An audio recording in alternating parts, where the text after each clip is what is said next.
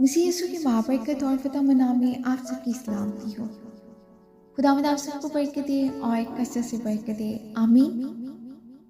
अजीज़ों, इस क्रिसमस पे, नए साल पे खुदावंद खुदा आपको ढेरों ढेर खुशियाँ दे और खुदावंद खुदा इस नए साल को हम सबों के लिए मुबारक करे। आमीन। आइए खुदा के जिंदा पाक कलाम में से आज हम पढ़ेंगे लूका की इंजील उसका दूसरा बाब।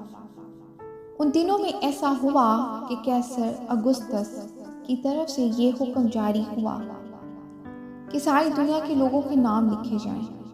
ये पहली इसम नवीसी सूर्या के हाकिम कुरनेस के अहद में हुई और सब लोग नाम लिखवाने के लिए अपने अपने शहर को गए।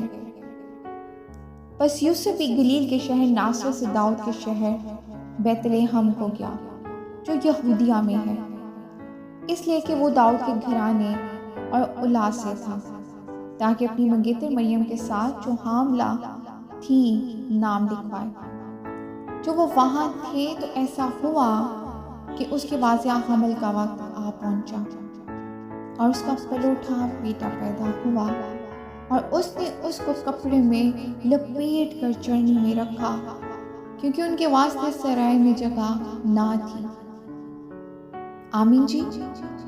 खुदावंद खुदा आप सबको बरकत दे। खुदा के जिंदा पाक कलाम के पढ़े और सुने जाने में उसकी बरकतों खुदावंद का शुक्र हो।